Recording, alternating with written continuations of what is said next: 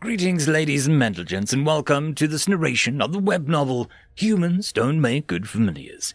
If you're new to the series, there is a playlist listed down below, and, as always, I hope that you enjoy. Chapter 50.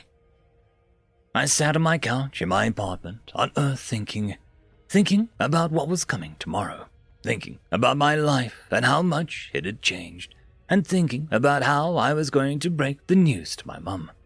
I left at Mosier for a while to have to talk with her, but I had no idea how to do it. I guess I can decide during the drive there, I said, standing up and going to my car.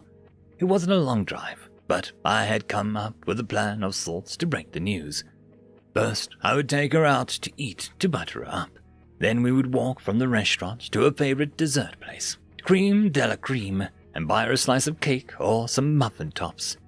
On the walk back home, I would break the news to her. I walked up to the door just after 5 o'clock and knocked. The door opened and she answered, surprised. "Jake!" She hugged me tightly. She thankfully let go before I passed out, but it was a close call. "What are you doing here?" "I decided to come back for a few hours and thought maybe you would like to go and get something to eat. My treat," I offered. As soon as I said that, her face dropped and she got serious. "What happened?" What? Why would you think something happened?" I stuttered. "Jake, you hate going out to eat in restaurants. You have since you were a kid. The only reason you would willingly go is to soften the blows or something," she stated. I didn't know whether to be impressed or frightened at how well she knew me. "Can't I just want to do something nice for you?" I lied. She looked doubtful but gave in for now. She hadn't eaten dinner yet and was quite pleased and slightly worried when I suggested her favorite restaurant.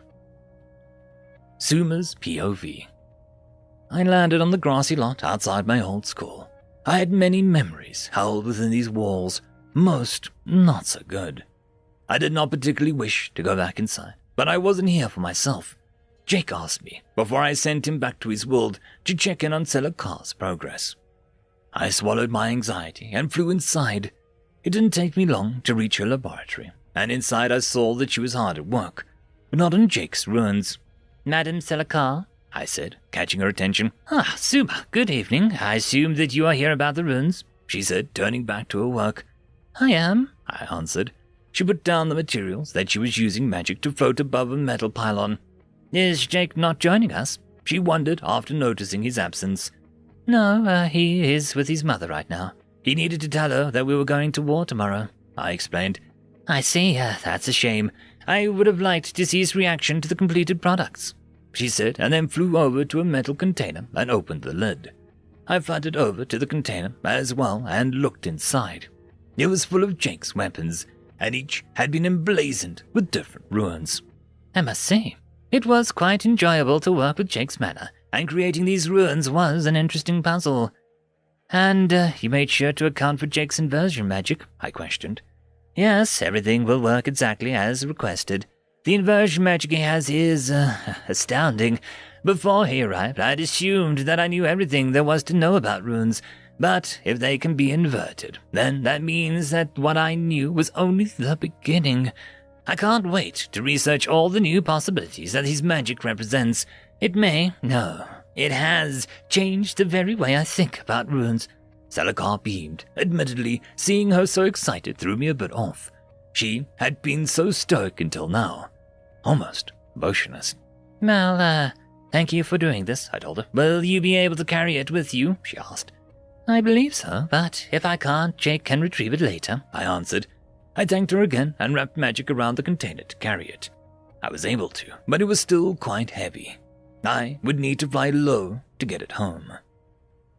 The POV of Grand Duke Okuda Supra. I was perched in my office alongside my nephew, Baronet Haylard Langris. He was giving me an update on the oddities that were the named Niema Suma and a familiar sentinel. "Oh, Jake." "It seems that they are shipping out to Masha Peak tomorrow," Haylard said. "I wonder how they will fare," I said. I could almost picture it, Sentinel striding in, Suma perched on his new armor that Haylard told me about. "One can only imagine how they will do in training," he said, readjusting the position that he was perched in, a nervous tick of his. What is bothering you, nephew? I asked. Nothing, he denied. I've known you for 30 years, Lord, and I know when you're lying, I stated. He relented with a sigh. This Jake is powerful, too powerful. You are afraid of him? I asked. Not afraid, confused. There are a great many questions about him, and we have only rumors for answers. How did he get such strength? What are his intentions? Where did he come from? He explained. I nodded my head in agreement. It is true that we don't know much about Jake. At least nothing we can confirm. We only know what he has told us, and we must trust it as the truth. But is it the whole truth? Halard said. You can't let these rumors worry you, I told him. Would you say that if you had heard them? He asked. I have, I told him, and they are as ignorant as the people who came up with them. Halard shook his head. But it would explain much, wouldn't it, if he were a Viking? Jake's POV. What do you mean, war? Mom shouted. People on the other side of the street looked at us for a moment before returning to the phone screens. I know how it sounds, but it isn't what you think, I tried to say. But she cut me off at the, I know. How could you not tell me you signed up to be a soldier? She shouted, and a few of the people looked up from their phones again. But this time, they looked quite shocked. Mum, it isn't what... She cut me off again. What am I going to do if I lose you too? That cut me to the heart. I thought about it, what it would do to her if she lost me and Dad so close together. Mum, we aren't going to be frontline soldiers. We're medics. We take care of the people after they come back from war, I explained. I'll be in the safety in a tent with Suma away from the fighting. Mum and I spent the next hour talking about it. Most of which was spent with me comforting her and trying to get her to stop sobbing. The rest was her begging me not to go. But eventually, I was able to get her to calm down, and we resumed our walk back to her car. Once we safely arrived at her car, I reassured her once again that I would be okay. She didn't seem convinced, but she accepted that I was going anyway. I gave her a hug and a kiss on the cheek, told her I loved her. Then she got in her car and drove home. I parked a ways away, so I started to my car. I was so caught up in thinking how I'm going to make this up to her that I didn't even notice that I was being followed. Suma's POV. After the longest fight of my life, I set the heavy crate of Jake's newly enhanced weapons and armor down in his apartment floor. I perched on a vine pillar to rest for a moment. How does he plan to wear all of that? It weighs so much. I wondered to myself. After I rested, I went outside to see how much longer there was until sunset. I looked up at the sky and saw the ribbons of silver and green starting to form on the horizon, and the sky started to add red to its normal orange. The sun would set soon, and Jake would be asking me to summon him any time now. I decided to wait for it at his apartment. That way, I wouldn't have to fly back if he called as soon as I arrived home. I didn't need to wait long. Suma, can you summon me back? He asked. He almost sounded like he was in pain. Of course, I said, and quickly cast the spell. I started to make a list of things that I needed to do before we leave tomorrow, but my train of thought was interrupted when Jake collapsed bleeding from the stomach. Jake's POV. Turning the corner, I cut through the alley that was shortcut to where my car was parked. I should have known that it was a bad idea before, but I definitely knew after. I was shoved from behind and slammed into a wall. If you scream, I will stab you, the man behind me said. Give me your wallet and your phone, he ordered. If this had happened to me last year, I would have done exactly as he said. But in the last few months, I'd been beaten, burned, stabbed, slashed, and any number of other horrible things. So my first instinct wasn't to lie down and take it. The same sense of self-preservation that came over me when I was fighting the Drake and the Borag came over me again, as if I was right back in the field. And I did the first thing that came to my mind. I whipped around and elbowed him in the head. That turned out to be a truly dumb idea. The knife he had was pressed to my back, so when I spun around, I spun right into it. Sure, he went down, hard, but now I was bleeding. You stupid son of a... he started to say, but I was used to pain and fighting, so I still had the advantage. I rushed him again, with a fist to the nose. "Ah!" I bellowed in a blind fury, one hand clutching my side, the other connecting with his face. "He needs help," I heard someone say. For a moment I thought they were talking about me. They weren't.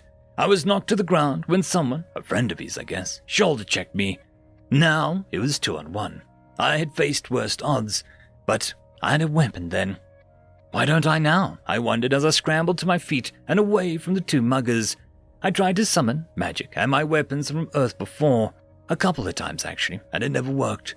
But of course, I'd never been in danger while doing it. "Destiny!" I yelled. Nothing happened. One of the two looked around confused. "Who's he talking to?"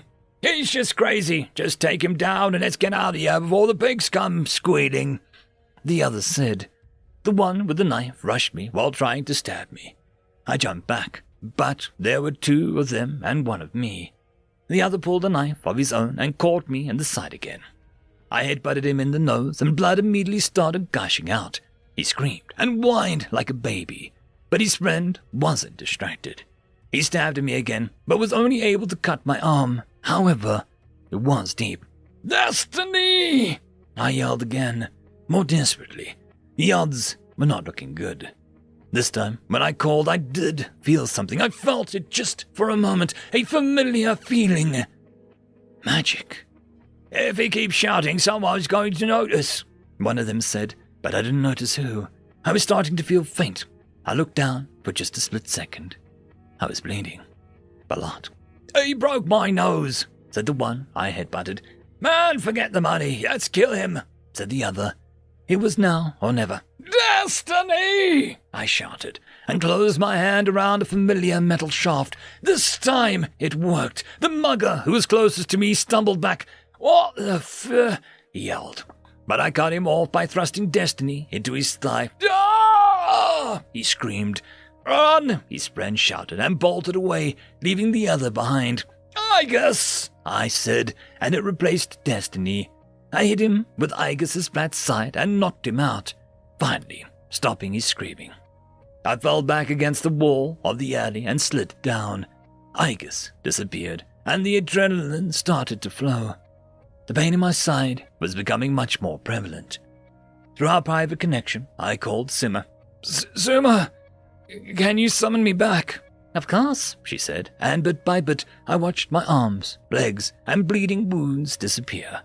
The last thing I saw before passing out was the mugger starting to wake up. End of story. The algorithm reckons you should be watching this video next, and I recommend that you should be always watching my video. So, click with energy! And yes, clicking that does help the channel. Thank you very much.